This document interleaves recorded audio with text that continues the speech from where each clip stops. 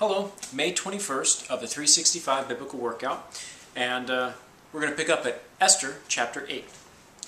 On that day, King Ahasuerus gave Queen Esther the house of Haman, the enemy of the Jews, and Mordecai came before the king, for Esther had told how he was related to her. So the king took off his signet ring, which he had taken from Haman, and gave it to Mordecai, and Esther appointed Mordecai over the house of Haman. Now Esther spoke again to the king, fell down at his feet, and implored him with tears to counteract the evil of Haman the Agagite, and the scheme which he had devised against the Jews. And the king held out the golden scepter toward Esther. So Esther arose and stood before the king, and said, If it pleases the king, and if I have found favor in his sight, and the thing seems right to the king, and I am pleasing in his eyes, let it be written to revoke the letters devised by Haman, the son of the Hammedatha, the Agagite, which he wrote to annihilate the Jews who are in all the king's provinces. For how can I endure to see the evil that will come to my people? Or how can I endure to see the destruction of my countrymen? Then King Ahasuerus said to Queen Esther and Mordecai the Jew, Indeed, I have given Esther the house of Haman, and they have hanged him on the gallows because he tried to lay his hands on the Jews. You yourselves write a decree concerning the Jews, as you please, in the king's name, and seal it with the king's signet ring. For whatever is written in the king's name and sealed with the king's signet ring, no one can revoke. So the king's scribes were called at that time in the 3rd month, which is the month of Sivan, on the 23rd day, and it was written according to all that Mordecai commanded to the Jews, the satraps, the governors, and the princes of the provinces from India to Ethiopia, 127 provinces in all, to every province in its own script, to every people in their own language, and to the Jews in their own script and language. And he wrote in the name of King Ahasuerus, sealed it with the king's signet ring, and sent letters by couriers on horseback, riding on royal horses bred from swift steeds. By these letters the king permitted the Jews who were in every city to gather together and to protect their lives, to destroy, kill, and annihilate all the forces of any people or province that would assault them, both little children and women, and to plunder their possessions. On one day in all the king's provinces of King Ahasuerus, on the 13th day of the 12th month, which is in the month of Adar, a copy of the document was to be issued as a decree in every province and published for all people, so that the Jews would be ready on that day to avenge themselves on their enemies. The couriers who rode on royal horses went out, hastened, and pressed on by the king's command, and the decree was issued in Shushan the citadel.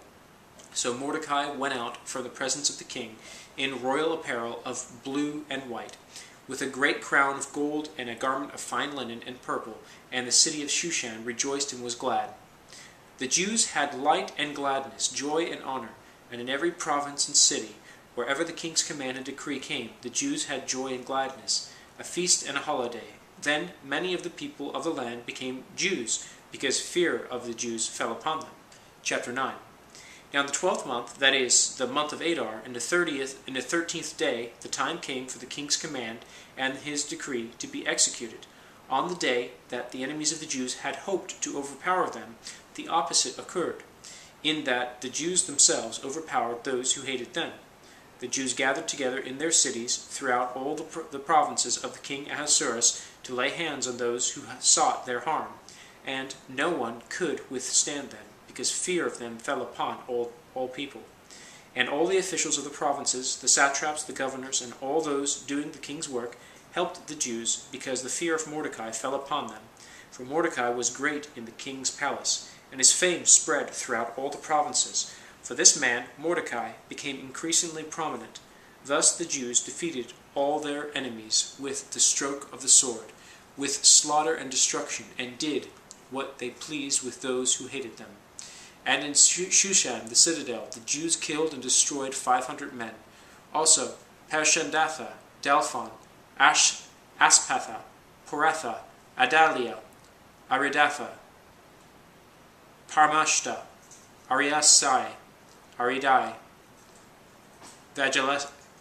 Vajezatha, and the sons of the 10 sons of Haman, the son of Hammedatha, the enemy of the Jews, they killed, but they did not lay a hand on the plunder.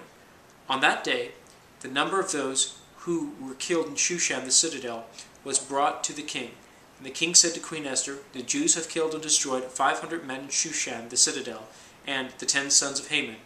What have they done in the rest of the king's provinces? Now, what is your petition? It shall be granted to you. Or what is your further request? It shall be done." Then Esther said, "If it pleases the king, let it be granted to the Jews who are in Shushan to do it again tomorrow, according to today's decree, and let Haman's 10 sons be hanged on the gallows." So the king commanded this to be done. The decree was issued in Shushan, and they hanged Haman's 10 sons. And the Jews who were in Shushan gathered together again on the 14th day of the month of Adar, and killed 300 men at Shushan, but they did not lay a hand on the plunder. The remainder of the Jews in the king's provinces gathered together and protected their lives, had rest from their enemies, and killed 75,000 of their enemies, but did not lay a hand on the plunder. This was on the 13th day of the month of Adar, and on the 14th day of the month they rested and made it a day of feasting and gladness. But the Jews who were at Shushan assembled together on the 13th day, as well as on the 14th. And on the 15th of the month they rested and made it a day of feasting and gladness.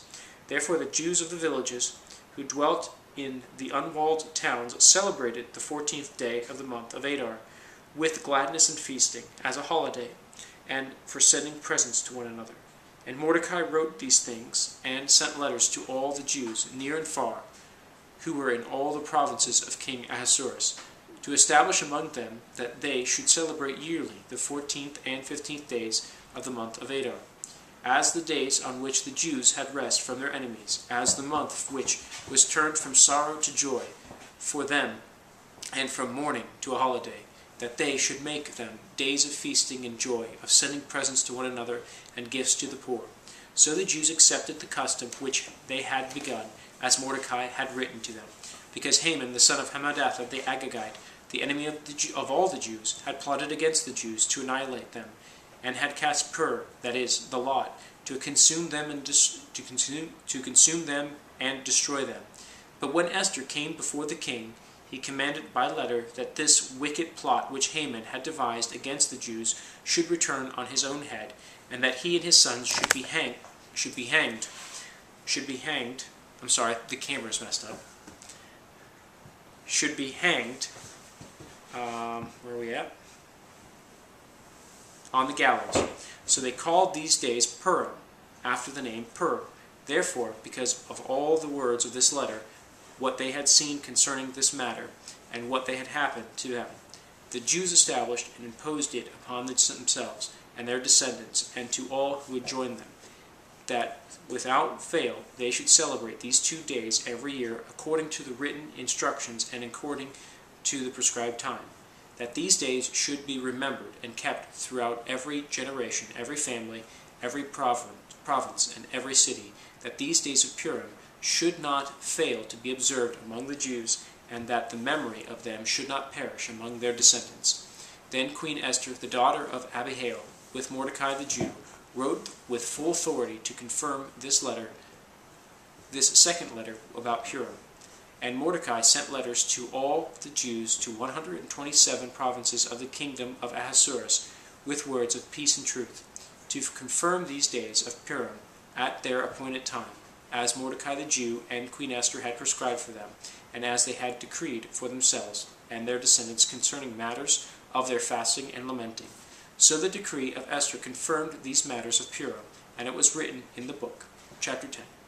And King Ahasuerus imposed tribute on the land and on the islands of the sea.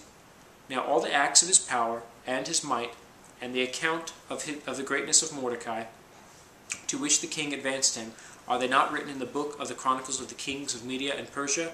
For Mordecai the Jew was second to King Ahasuerus, and was great among the Jews, and well received by the multitude of his brethren, seeking the good of his people, and speaking peace to all his countrymen.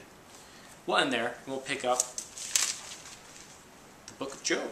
How about that? Until then.